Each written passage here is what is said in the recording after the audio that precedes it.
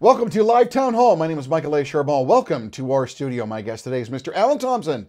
He is the mayor of Caledon. He's been in politics for some 14 years now. He is the 7th mayor of Caledon. And when he was elected, it was over 48%, which is a terrific turnout when you consider that only about 32% of anybody has voted in any election, municipal or provincially. We've had the pleasure in Live Town Hall and Brampton Focus to have Allan on our show, or I should say Mr. Mayor, Mr. Thompson on our show.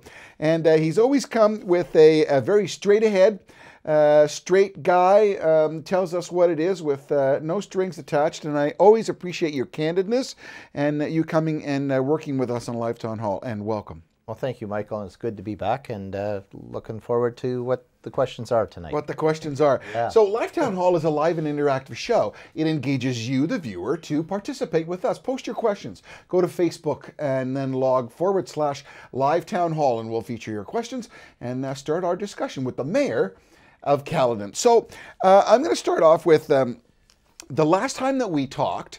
I've had the opportunity to interview Navdeep Bains, yes, the Federal Minister of Innovation and Technology, Economic Development.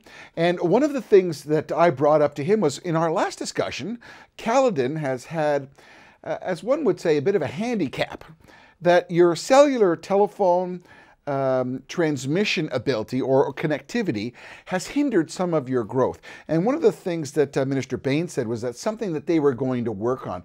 I just wanted to check back with you and see, is this still a rampant problem? Has there been any progress, and where we moved forward from? Yeah, so Michael, that's a really good question. And I think I have over 1,000 different residents and businesses that are really struggling with inadequate and affordable broadband.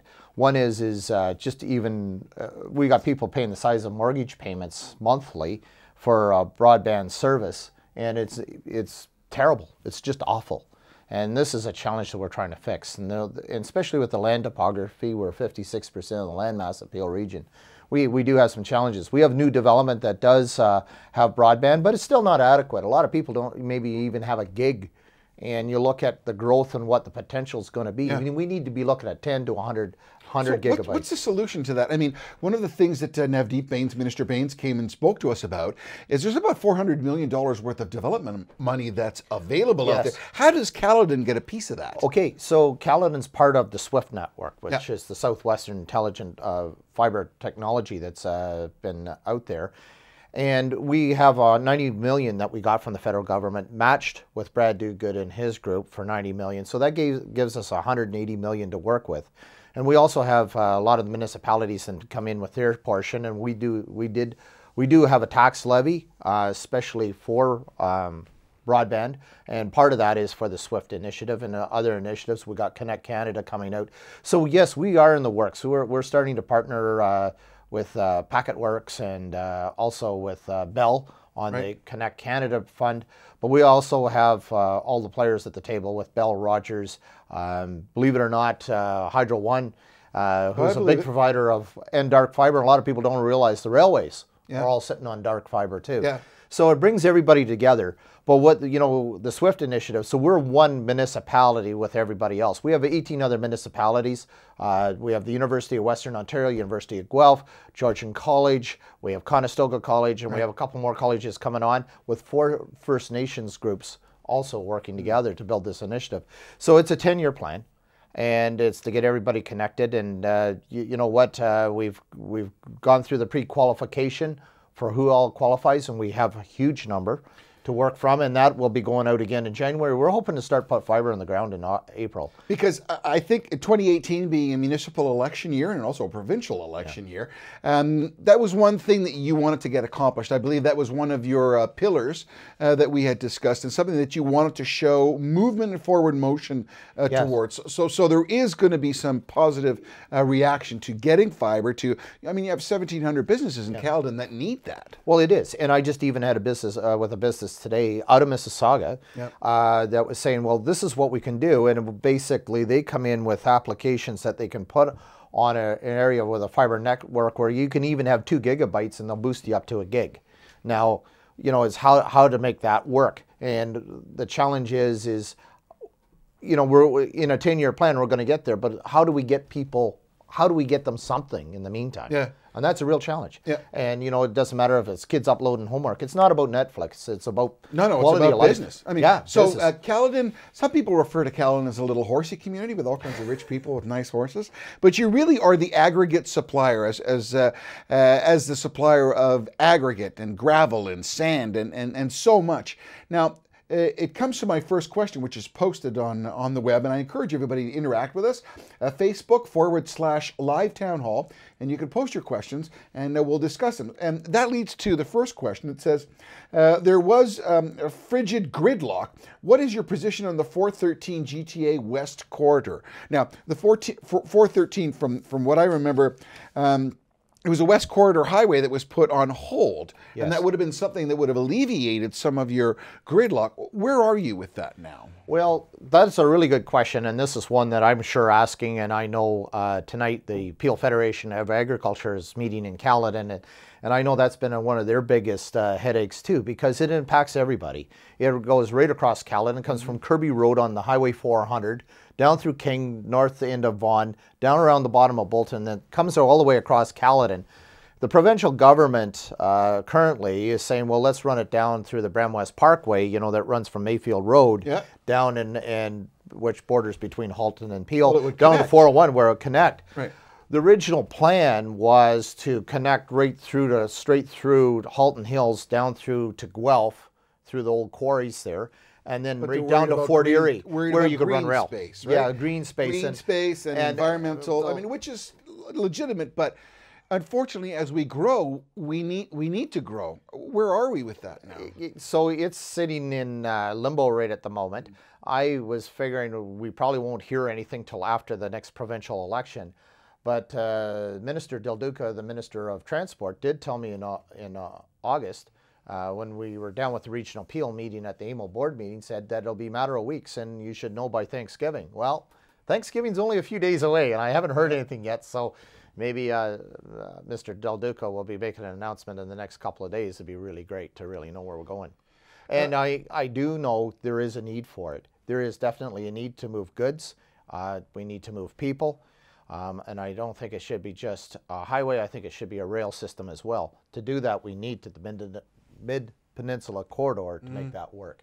You got to think big picture, and unfortunately, the province is 20 only, years. Yeah, they're only thinking regionally. Their role is to think provincially, and I really think we've really missed the cue on that. So when we're talking about thinking, as one would say, yes. As of late, I had the opportunity to speak to Madam Mayor Linda Jeffrey, and they have a future-looking plan to be able to develop Brampton. They've also had a group called Brampton. New Brampton, that is also an independent group that's looking to bring ideas.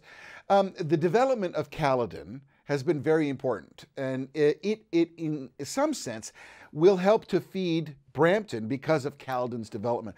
What have you done to date to start to bring Caledon the kind of interest and the kind of development that it needs so it can start to participate in a larger and more functional way? Not that it isn't now, but I mean, you have what, 75,000 people? Yes, 75,000 people. I mean, you look at the population of Brampton, it's 700,000, and you look at Mississauga's over that.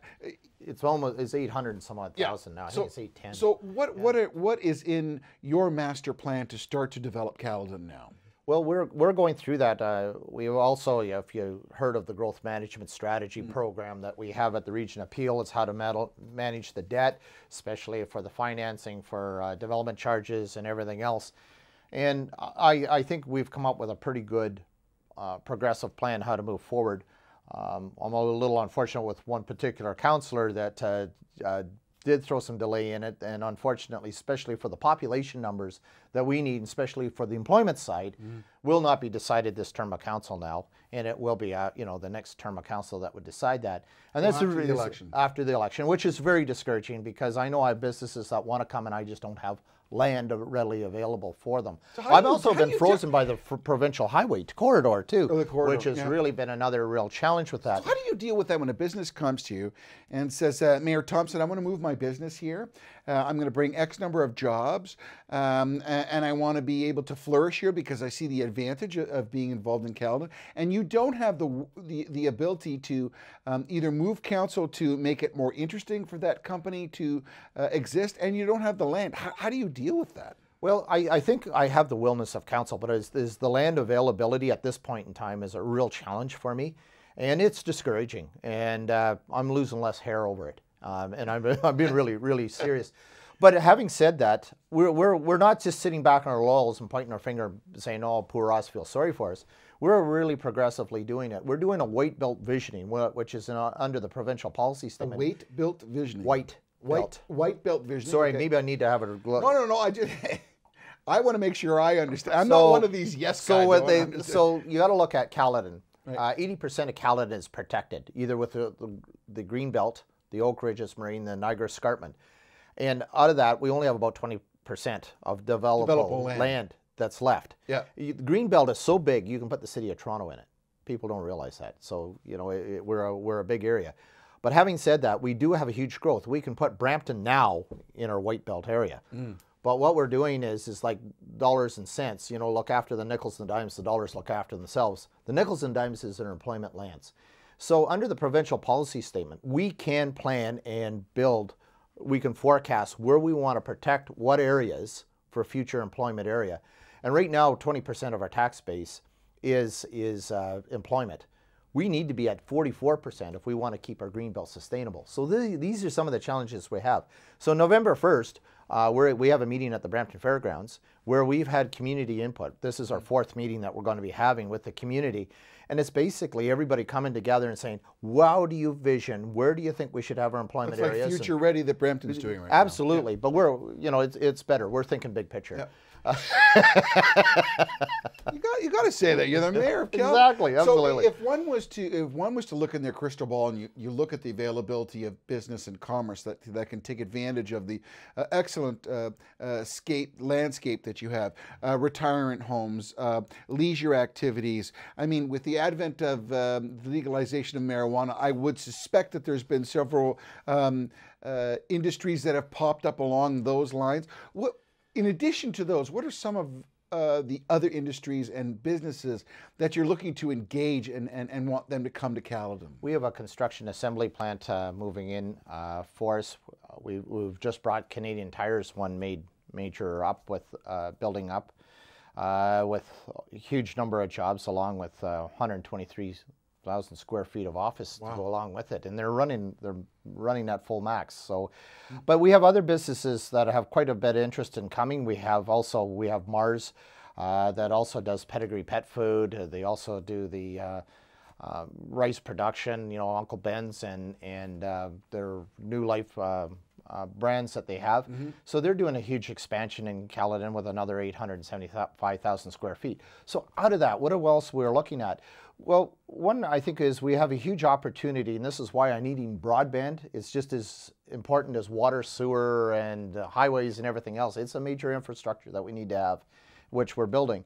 But as intelligent manufacturing is happening, the big warehouses are now peaked, and it's starting to drop off now.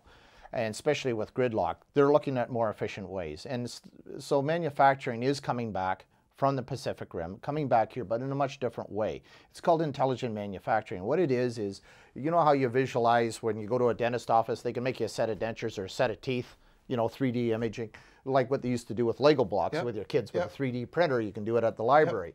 What we're really doing now is steel alloys. We have a small business summit that was taking place today, and there's an individual there that was showing how he can make aluminum parts to handle your computer and everything, and it's all 3D imaging that's making it. CAD, so using it, if you got a CAD, they can make it. Ford Motor Company, their goal is down the road, that's what they want to do. Instead of stocking parts, they're going to have just-in-time manufacturing.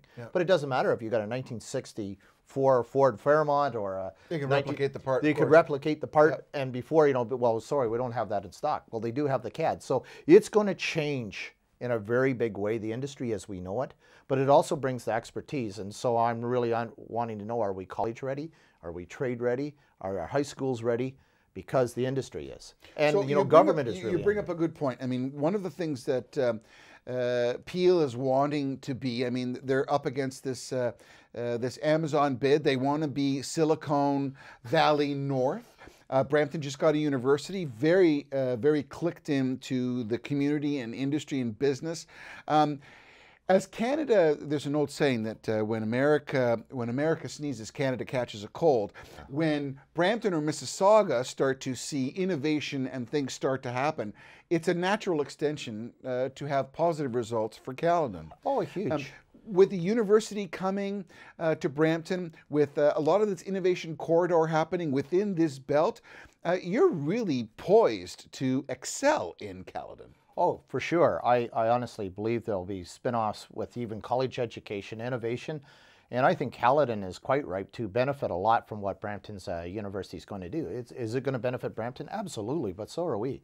But I mean, you look at the cities surrounding you that are coming ahead. Look at Hamilton, how it's reinvented itself and turned itself around, and look at the colleges and the universities and the training hospitals that they have. Look at what's happened with Kitchener-Waterloo. Brampton needs to get on deck with that, and I think that's very important. But also, yes, it's good for, it's definitely, we're really going to benefit. You know, you could talk about Brampton, Mississauga is like the U.S. and we're the Canada. You know, we're definitely going to get, the fallout is going to be huge for us. So we're looking forward to it as well. You're watching Live Town Hall. My name is Michael A. Charbon with my guest today, Mr. Allan Thompson, the Mayor of Caledon. You may be hearing some clicking or some difficulty on your audio online. We encourage you to participate. Go to Facebook /Live Town Hall and post your question. We will be streaming this later as well. If you can't watch it live now, you can always click into the archival copy of this and you can see it in its entirety. Your question is important. Your participation is important because it is you that makes this show more interesting, because your perspective and your wants and desires is what we want to be able to access here, to let the mayor speak freely with his answer. One of the other, Joe says here, what's the status of the Bolton GO station? Now, I got to tell you, I mean, this is an old horse that I've been beating dead here for a little while. Mississauga has got the LRT. You look at the development and the real estate that's burgeoning along Ontario as the LRT is being developed. It stops currently at Steeles. When you look at the connectivity of Caledon to Brampton to Mississauga through an LRT, like, we can't react to the result of what Brampton discussed this year because those horses have left the barn. That will wait for another election. But looking forward, and you're a forward planning person, how do you see an LRT fitting into Caledon, and how do you see that making such a huge difference? Oh, I think it is. So there's two questions. First of all, I know with Joe's question with the GO is we are working on the GO. We do have the support of Vaughan and York Region as well, because they're going to benefit. They're going to have about 4 or 5 stops. The trains have to park in Bolton. Yeah. So we're working on that, and I'm very optimistic that within the next 5 to 10 years, we will have a GO station coming to Bolton. And it's long overdue, and even the minister is starting to talk about it. And I know it runs in his backyard, and I know he's been called out on it, but I thank him for his bravery to take a stand. Yep. It's the right thing, and yes, we're going to get there. Get back to the LRT. To me, I think it's a magnet that needs to happen. It attracts so much. You know, it's underway now. When it gets to Mississauga, it comes up to Steeles Avenue in Brampton. It has to come through Brampton, and I do. You know, some may argue with me, but we still have the old Orangeville rail corridor. Now that's an interesting point. Talk to them about talk to them a bit about that, because that's a very interesting point that you bring up, and needs a little more exposure. Yeah, it needs a little bit more exposure, but I think there's huge land. The infrastructure is already laid out there. Is where you connect from 10 and how you do that to connect into that rail corridor. But I think it revitalizes. Explain the rail corridor and how that fits in. Yeah, absolutely. So there's a rail corridor that exists that's run by a private operator that's based out of Orangeville. And originally it was laid out by Hazel McCallion years ago, working with Brampton, Caledon, and Orangeville. And single track?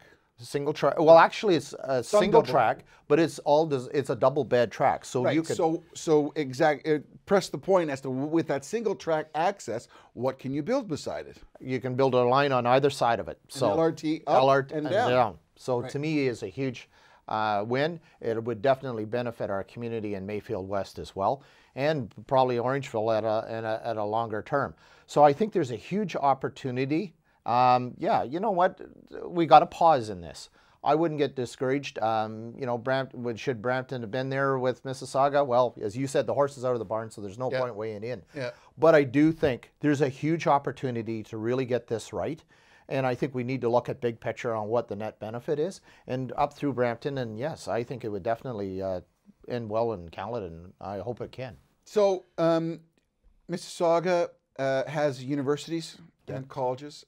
Brampton has a new university. One would look upon the landscape and the beautiful area, both ecologically, the terrain, the green belt, the lands that you have there.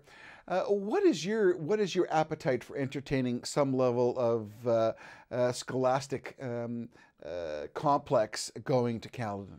Well, thank you for asking that question. And we've had discussions with Charbon. We've had discussions with, you know, we bounced a little bit with Seneca. We haven't really got in Centennial, but we also have had talk with Humber as well. And I think there's huge opportunity for future college campuses, both in the east side and west side of Caledon. I think there's a huge opportunity. We have biotech already happening, especially in the agriculture sector, already in the southwest corner of Caledon. We have a huge opportunity. You look at the small businesses that we have. We have a lot of small manufacturing taking place in Bolton now. Little innovators, to me, is even started as, you know, as hubs for people to get together. Incubator hubs, I think, can lead to a lot of that. You know, have a possibility of maybe a couple old schools being shut down. Well, maybe we can work with the Peel School Board and start to work with, you know, have discussions with Chardon College and a few others. How about creating that as an incubator hub? Because we have a lot of small startups. Incubator hub is an excellent idea, considering the feeding area that you're going to have. Oh, huge! And I think with the college and the universities, I think we're sitting perfect for that. And I think the industry's right there. To me, I think it's the timing's perfect for us right now. Question here, and thank you for your questions, everybody. Caledon has a number of quarries. What will happen when these quarries close? I mean, there's only a finite amount of aggregate that you can take out of there, and nobody wants all the dump trucks going up and down. After a little while, it becomes there's only so much you can take. What happens to those quarries? Well, it's a really good question, because a lot of these quarries were started back in the 20s and the 30s, and their sunset clause on what a rehabilitation is a lot different to what it is today. We have brought the, with myself and the councillors of the areas that represent that, we have been working with the industry, and now we're trying to get the Ministry of Natural Resources involved, because at the end of the day, they're kind of dad. We've come together and said, I think we've got a pretty good idea. Fill them with water and make them fish estuaries? And oh, absolutely. So this is what we're looking at is, I think we have a huge opportunity for tourism, especially sports complexes, rowing, canoeing, biathlon, triathlon, or destination areas. Yes. And what a great place to even put a planetarium, you know, down the road. You know, the one from Toronto still find a location. Right, because you don't have. They've been looking around Mississauga. Yeah, so light pollution. So I think, you know, what a perfect spot for that. So we have huge opportunities. So there's a, you know, part of the Coulterville complex is about 1,400 acres. So there's a part of that that's going to be passive. Some of it's going to be naturalized. You know, maybe there's a place for people to come and picnic and, you know, bring their trailer and spend a weekend. So I think there's huge opportunities to do that. The aggregate users do see what the purpose is, because you fly over there in a small plane now, you'll think you're flying over the moon. It really is. Yeah, there's certain parts it looks desert-like. Oh, it is. And Caledon, you know, there's one thing about it is we feed everybody food and we feed everybody gravel. And dolomite stone for, you know, aggregate. Well, like we have just about every kind of quarry material we have in the escarpment as well as the moraine. So we have huge resources, and, you know, it depends on who you talk to. You know, we have either from 600 years to 1,200 years, depending on who in the aggregate industry you speak with. But we have huge resources of that, and it is the closeness to market. So, and the province knows that, and on our official plan, we have prime areas and resource areas, and so I'm going to tell you, it's going to be around for a very long time of aggregate, and as long as we have growth, there's going to be a need for aggregate, and even people living as they are now, you know, everybody has a driveway. It's either asphalt or it's gravel, so you need something for that as well. Let's talk a little bit about density. One of the things that was a topic for many years, particularly in the Peel region, is about urban sprawl.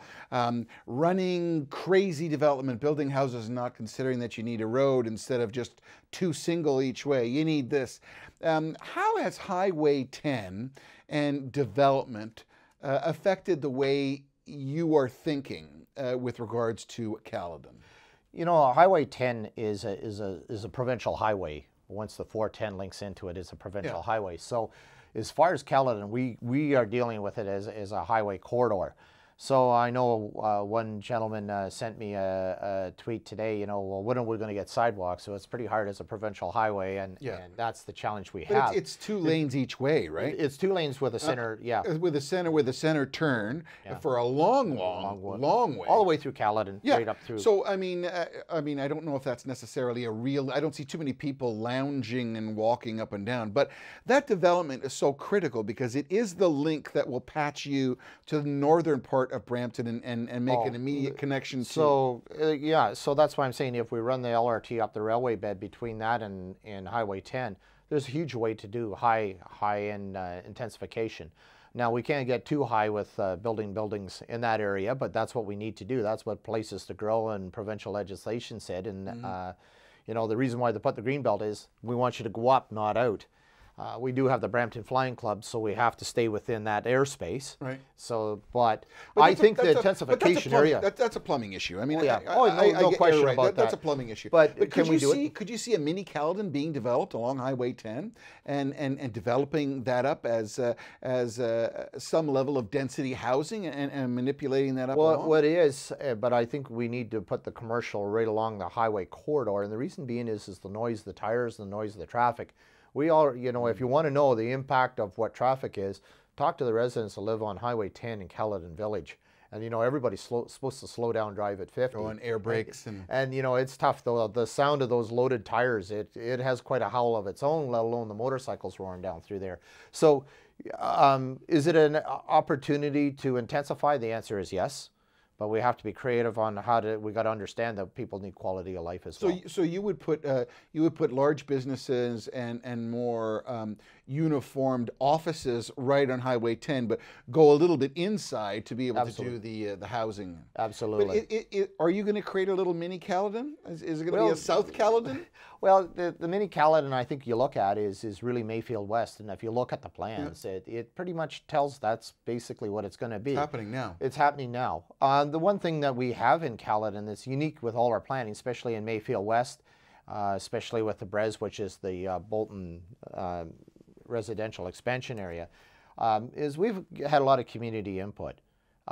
Way we believe in Caledon is, yes, we have development coming. A lot of people say, well, I moved out of Brampton, I moved out of Mississauga, I moved out of the high-intensive area, I want my, you know, space. But what we have to say is, look, the province has told us we're going to, the bottom end is going to have to develop. So instead of being developer-led or told how we need to do it, we're saying it needs to be Caledon planned. So that begs a really interesting question. You've seen the metamorphosis of Brampton from a small flower city to a burgeoning metropolitan advanced city. You've seen Mississauga under the direction of Hazel McCallion. Again, another one, a small outskirt farming community for all intents and purposes, and then now is a metropolitan city. You've seen all the accusations of sprawl and too much development too fast. What have you learned that's going to make you reflect of a different point of view when trying to advance Caledon? What have you learned from all that? Well, the one is to do not lose your community spirit. One thing we have is we have a huge amount of volunteers. We have very strong, we're a community of communities. Look all the way through. We have communities, but everybody knows their neighbor. Everybody's connected. We have great community day functions all over Caledon. And it still happens. Like, I mean, you still do it in Clarkson, you still do it in Port Credit. Yep. But I think there's a lot of things that we can learn through the development is, there's a lot of good development that's happened in Brampton, Mississauga that we can learn from. But there's a lot of bad too. Mm-hmm. And I think for us is, it's insane to do the same thing over and over again. Yep. We just need to think a little more creativity. And that's why we're saying Caledon Plan, that at least the Caledon people have had to say, okay, development is, how do we want it? How do we want it architecturally? We love our trails. We love green space. We love how to walk. So how do we incorporate that in new developments so that people come and they still have the ability to walk out in parks and walk out in green space and enjoy that, and the ability to cycle, and I think we've learned that is, you know, it's getting people's feet on the ground. I know with intensification, we're going to have to look into Bolton, you know, how to get in the commercial areas to, you know, we're going to have to build some low rise. For us, it would be high rise, but for you guys, you call it low and mid rise. We have to look at that, how to get people's feet on the ground, especially for seniors. We do not, none of us have been planning with any development, even with urban sprawl. We have not yet figured out the fastest growing populations are seniors, and we have not found a way for them to have a quality life, to be able to downsize and have something built for them. We've totally missed the ball, and that's something I think we need to fix. We're at the bottom of the hour here with Mr. Allan Thompson, the Mayor of Caledon. You're watching Live Town Hall. My name is Michael A. Charbon. You can reach us via Facebook /Live Town Hall. We encourage you to post your questions online. We also encourage you that if you're having some sound difficulties, which some of our viewers are reporting to us, we will archive this and you'll have the opportunity to watch it in its entirety in a nice, wonderful stream. But we appreciate you staying with us and interacting with us. Allan, you talked about getting feet on the ground. One of the things that's very important is the ability to move youth. And one of the questions here is, what is local transit in Caledon? What are you going to do to provide transit for the youth?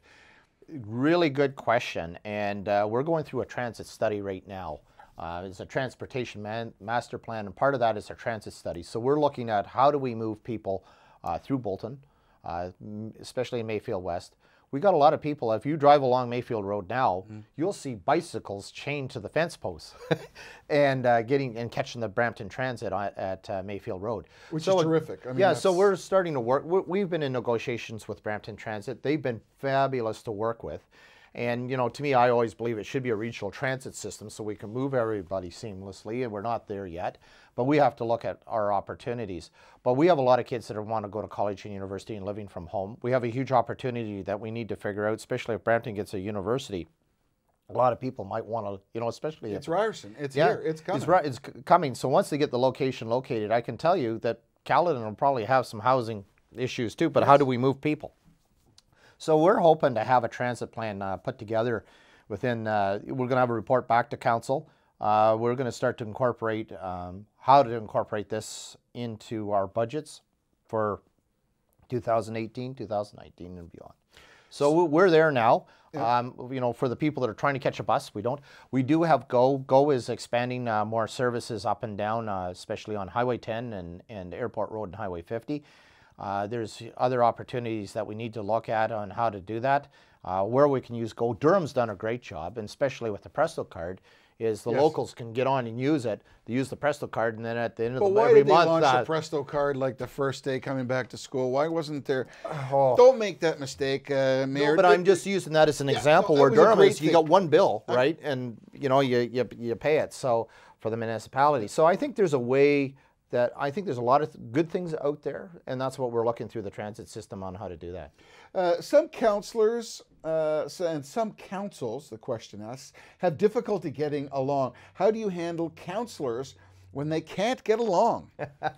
You know what? I think the papers have a slow day, so they love to write, and if there's a little bit of a pit shot at one another, oh, they're not getting along. I'm going to tell you, way I look at it, and I keep reminding my councillors over time, we've all been elected by the public, so we need to figure out how to work and get along. But what's unique about municipal councils is it's not a party system, it's individualities. Yes, it is. And that's what I love about it is you can be your own person. Everybody comes to the table and sees it through a different lens. The challenge I need is a little bit of empathy at the table to walk in the other person's shoes or the citizen that we're trying to help find a solution for.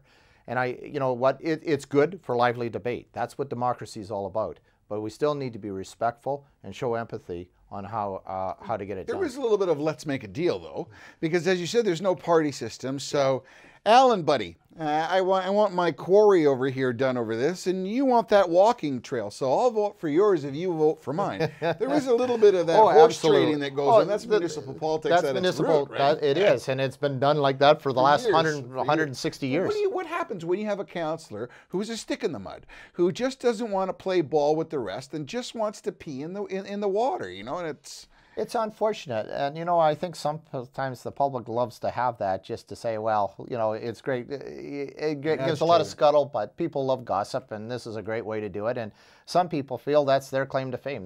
They feel that, you know, their purpose in life is tick people off, you know, and so, you know, everybody's wired differently, and that's just the way it is. But at the end of the day, I encourage you, it's okay to have your passion. It's great to wear it on your sleeve.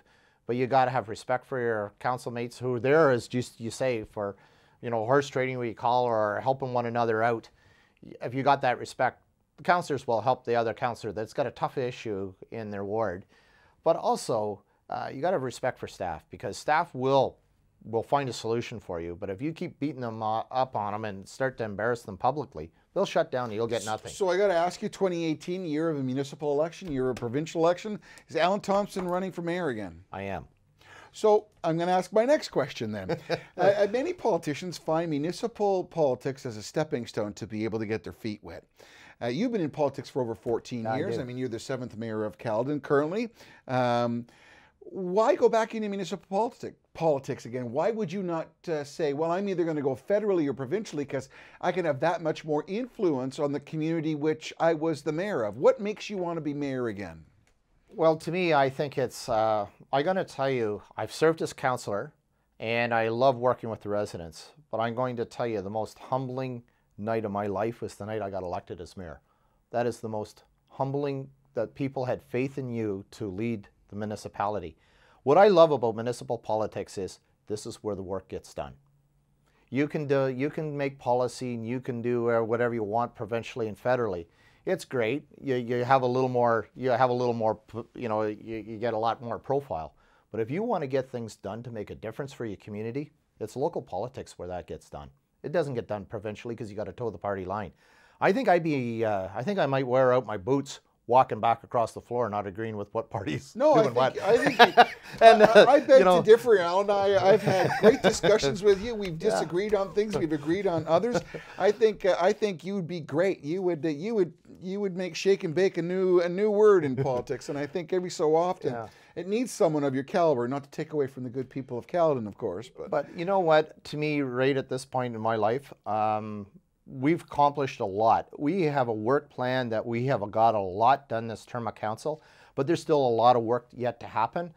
The vision I have that I see with Caledon and working with the residents, there's a lot of work to still get done. And to me, I feel I'm committed that I must see this through, and I definitely need another term to do that.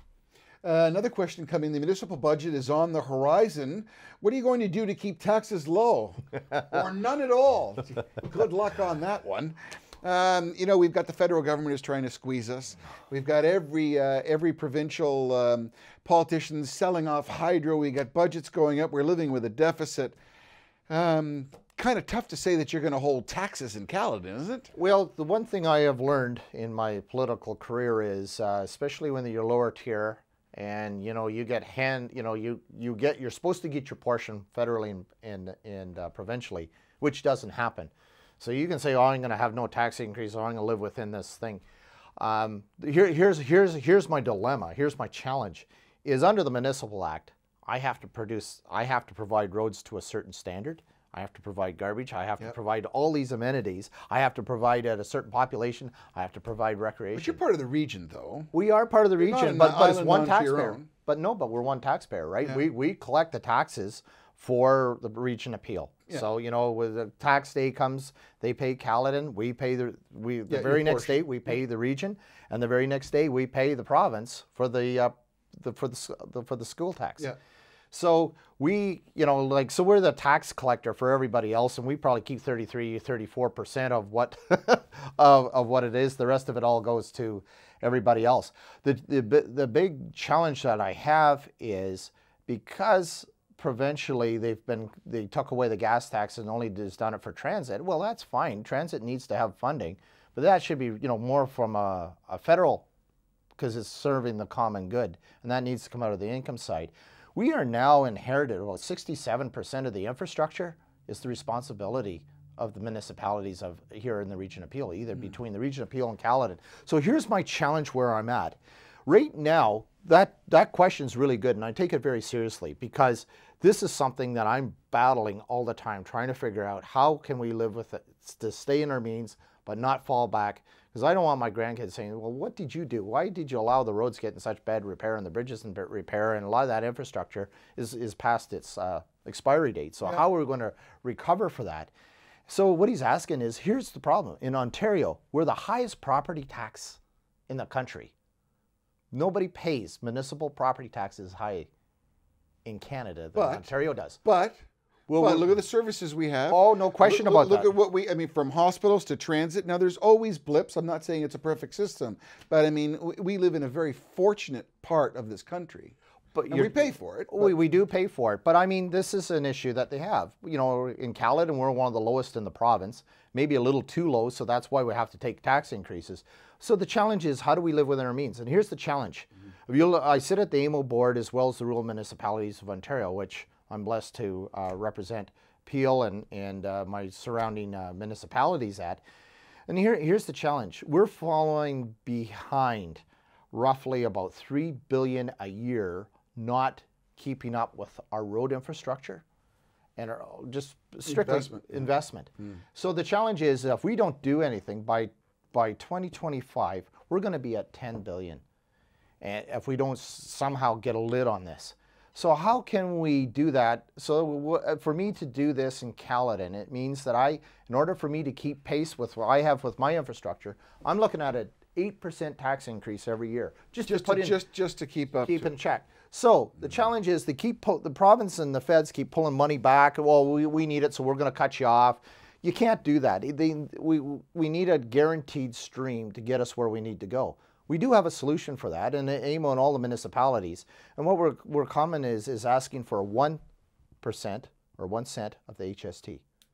They can either take it out of the tax base now or give us that provincially, because that 1 cent right now is $3.5 billion, which will definitely help. What does AMO do for you? Does it help you? Does it hinder you? Does it give you a platform? Does it make stuff more difficult? No, actually, personally, I think you should have the President Lynn Dolan on here of AMO. She represents 440 municipalities, and there's 50 mayors and councillors that sit at the board that work with her. And to get back to where I'm interested, we've talked to her. I appreciate your push. I mean, because that is something of great importance, because that's Canada as a whole. So what we do is we have an MOU. So we do, the only way we've been able to get uploading on social services and everything is through AMO, because it's our voice. They have a huge, even Toronto is part of that. They're not a member, but John Tory's been terrific working with us, hand in, shoulder to shoulder, standing on the issues. The province likes working with AMO because they know that they can at least deal with one instead of 440 people at the door driving them nuts. Well, we have a good system, and have they been able to deliver? And absolutely. They manage the gas tax force. They have a really good track record. And I have to tell you, I got to thank Hazel McCallion, because the MOU was built when Hazel was president of AMO. AMO should get a piece of the marijuana tax. I know that just recently Trudeau was talking about splitting it 50-50 with the provinces, and the provinces are saying that they're doing so much of the heavy lifting. Why should the federal government just go 50-50? There should be some kind of a designation for where the purchaser is, that you should be able to garner some percentage of that because it's newfound money. Well, where do you think it's all ends up? It's at the local municipality. Again, is what I said before, is where everything happens and where everything gets done. You've got to do the heavy lifting. We're the heavy lifting. The provinces, they're the heavy lifting. No, it's basically, I think they want to get their piece of the pie before they send it to us. But so once again, you're watching Live Town Hall. My name is Michael A. Charbon with the Mayor of Caledon, Mr. Allan Thompson. If you're having any sound difficulties, please don't despair. We have had some reports in certain areas of some sound and some technological difficulties. We encourage you to stay with us. Post a question. Email us a question. This show will be archived, and you will have the ability to watch us again in its entirety with no transition problems. As you can probably see, there's a little bit of weather happening outside, so that just impedes our progress. I'm going to go on to our next question. What are doing to help save the farmland and farms that feed the city? So I would take the question as saying, you've been the grocery belt for a lot of people in this area. As you want to expand and develop, obviously the most accessible land is farmland. How are you protecting that so that we can maintain a close and ready supply of fresh food that does not have to come via airplane or be put in carbon dioxide tankers to keep it green? Well, you know, that's a really good point. And as a farmer all my life, there's nothing more important as the soil. Pardon me? What did you farm? I had a dairy farm, and I still farm today. I have a cow-calf operation, which is beef cattle. And my son raises turkeys for the Thanksgiving market. Everybody wants a turkey. You're going to let me know later.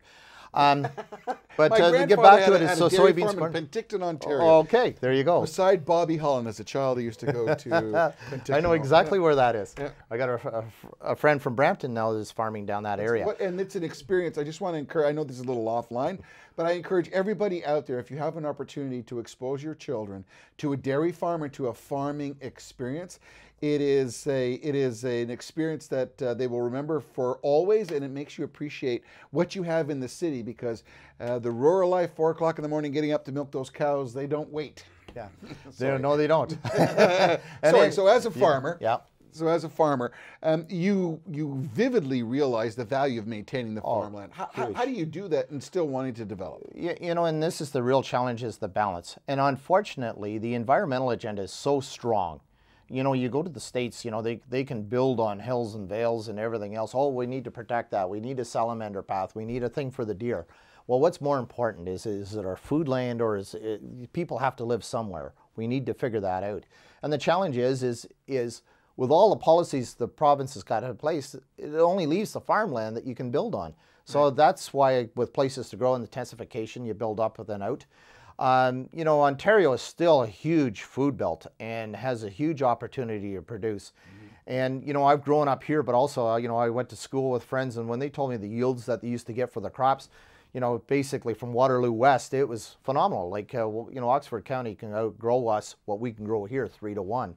You get down into Kent and Essex, it's the best farmland I think anywhere in the world is down in that whole area. But the challenge is I don't think the province has ever taken agricultural land seriously. They talk about prime ag and all this and on planning and everything, but it's destroying communities. And to me, you need a neighborhood. You know, it used to be thrashing bees, it still exists today. And when you start to hive away, you start to lose the supply. And what the challenge is to keep the real active agriculture as we know it, you know, you have to drive an hour away for service for parts for your milking equipment or for your chicken feeders and all that kind of stuff, or your feed mills. We don't have any of that left anymore. We do have veterinary clinics. We don't even have a machinery dealership that's, you know, based right in Caledon anymore that can really service the farm equipment. You know, it's tough. So you lose that infrastructure, and this is where we've been really lobbying with places to grow legislation with the Greenbelt is we have to look, you know, they talk about naturalized heritage systems and everything. Well, you need to look at agriculture as a system, and that's what we're trying to do. And they did listen to us and implement it in. Now we're having to work with the government to say, you need to understand what we need is we need everybody else to supply what we have.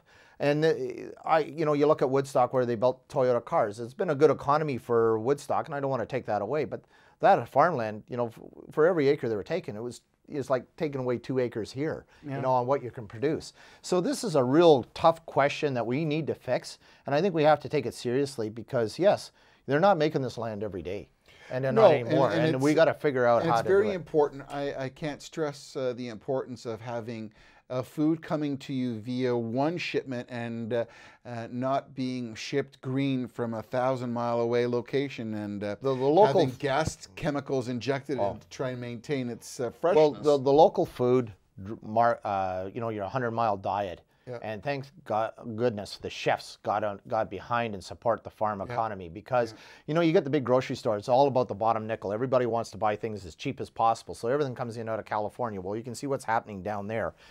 We can produce it here. It's just we have weather, costs a little bit more, but you need to shop local and buy local. Support your local economy.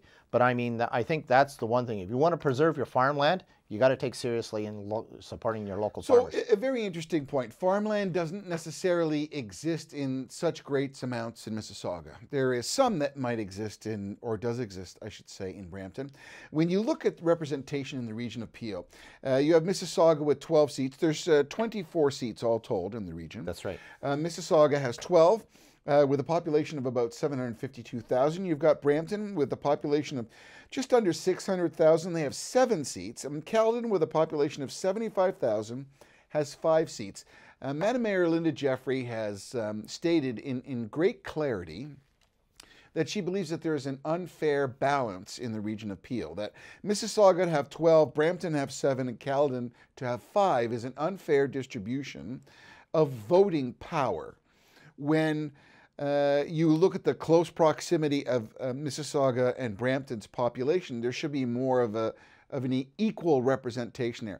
As you as the third man in, and I don't mean that in any way, I mean, the reality is you have the smallest population of the group there, but you are the one that will hopefully benefit from the other two big guys.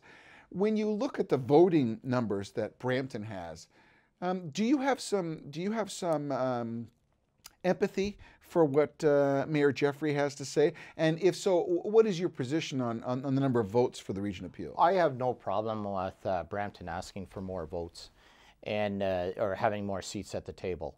Caledon, I think, is positioned for 75,000 for representation.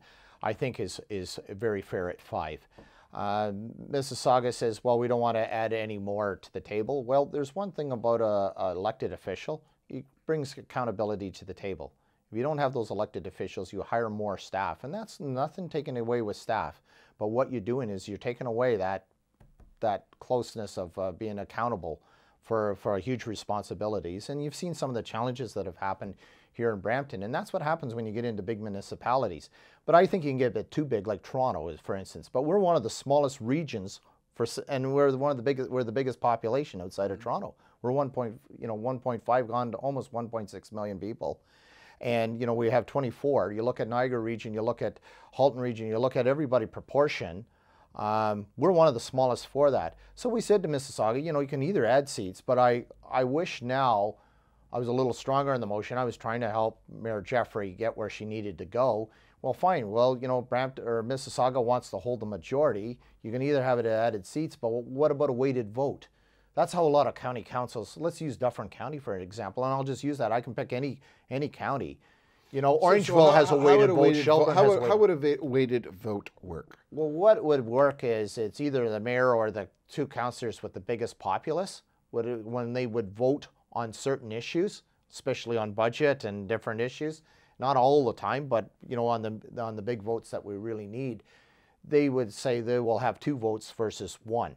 That sounds very messy. It sounds messy, actually, though, it's been done like this through Canada since Confederation. Been done this way since the 1850s.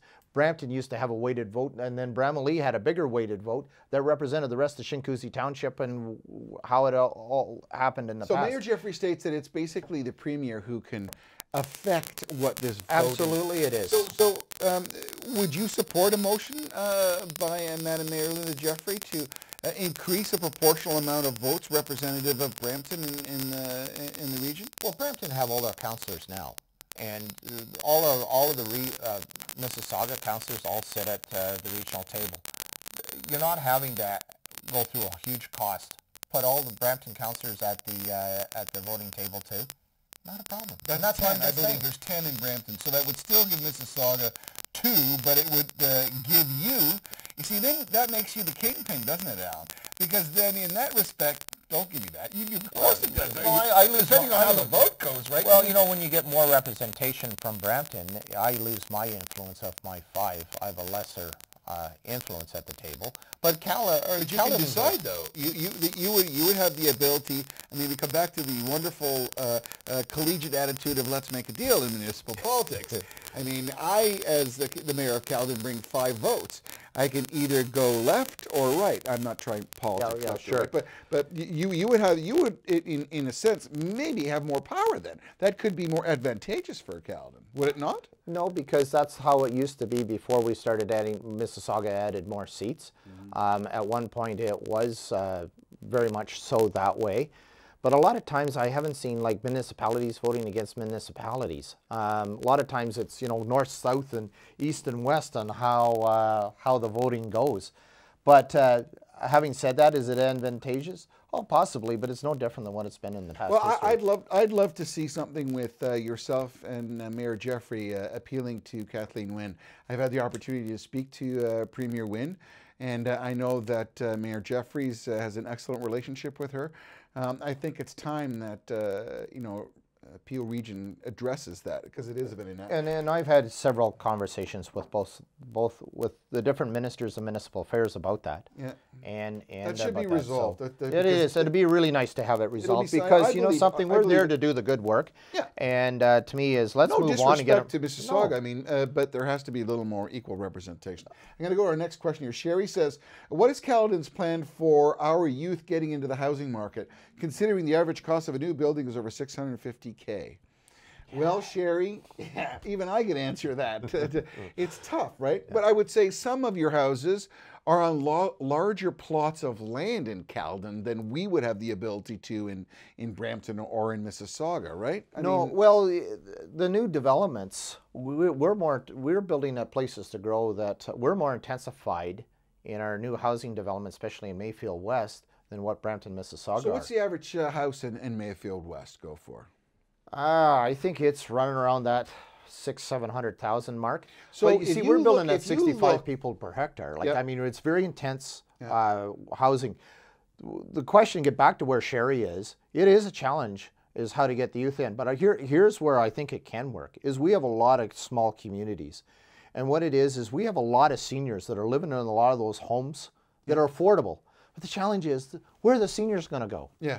They want to downsize. They want to get off those lots, the bigger lots with those older style homes, which is a great starter home for a young family to be able to, it would replenish our schools and our public yards that we're already got. So you need retirement residences to be able to go to. Exactly. What about building affordable housing? I mean, is that too much of a stretch for a municipality that's got 75,000 people? We're already been, theoretically we're doing it, and we're one of the first municipalities that we built a formula, especially in Mayfield West, and any new development plan that we have that's block plans that we're building now, is we've added a formula for X number of homes.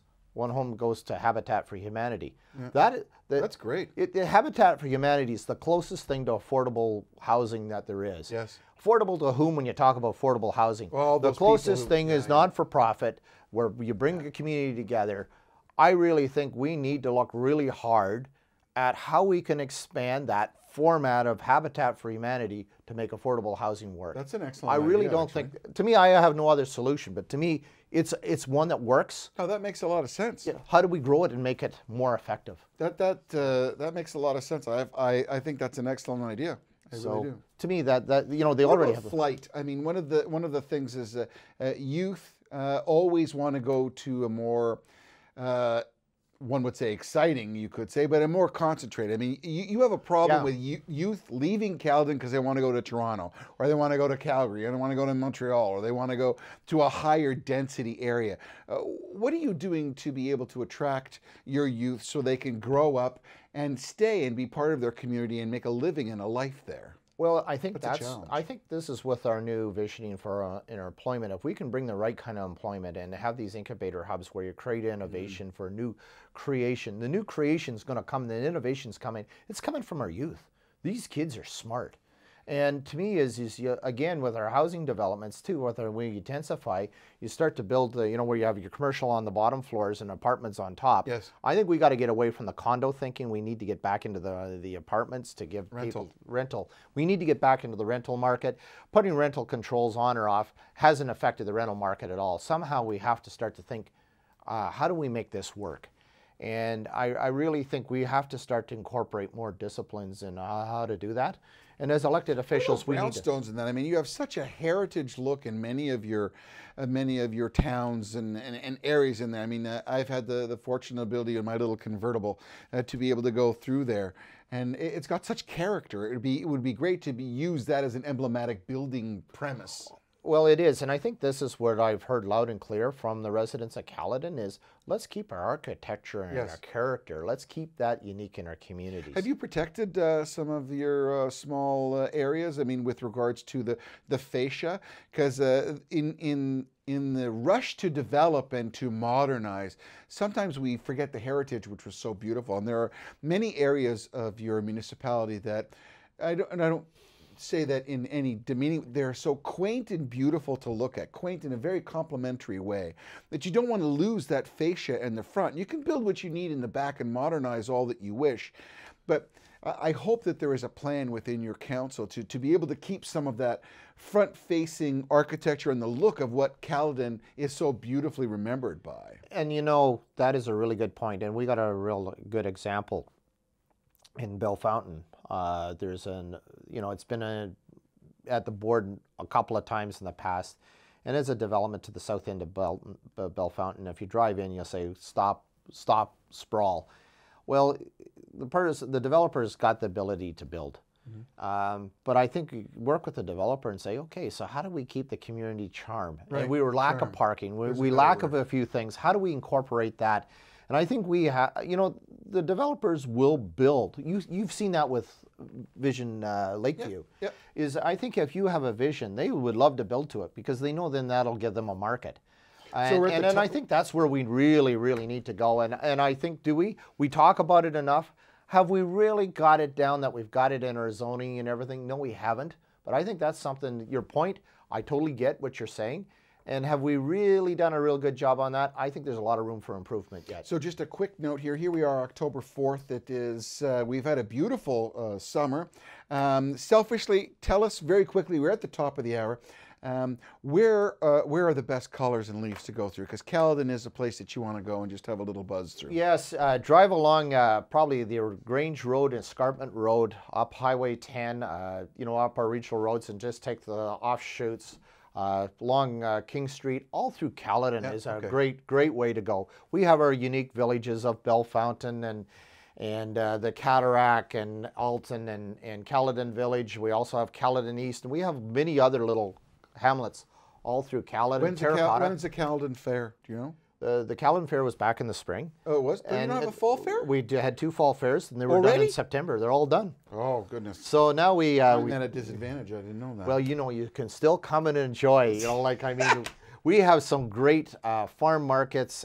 Downey's Farm Market. We have Dixie Orchards. We have Albion Orchards. We have Broadway Farm Market and Heatherly. And corn roast and Caledon. You actually go to, they're all there at the farm markets. They have it. And we have spirituary. We have some of the best ciders and craft beer anywhere. There you go. Allan Thompson, ladies and gentlemen, the Mayor of Caledon. We have to thank you for his participation. Thank you for being here. I appreciate you taking the questions. And thank you for everybody on the questions, too. It's great to see it all come in. It's all good. You've been watching Live Town Hall. Thank you to members of Brampton Focus and to Live Town Hall, Don McLeod, Paul Vicente, and Cash and Joseph, who were all part, as well as Fazil Khan, who were all part of our production team to make this all happen. It takes a lot of people behind the scenes, as they would say. We thank you for watching. My name is Michael A. Charbon. It's been a pleasure. We look forward to seeing you again. And in 2 weeks, we will have the Mayor of Mississauga here, Ms. Bonnie Crombie. And we'll be talking a little bit more about the Peel region. Once again, thanks for watching and have a good one.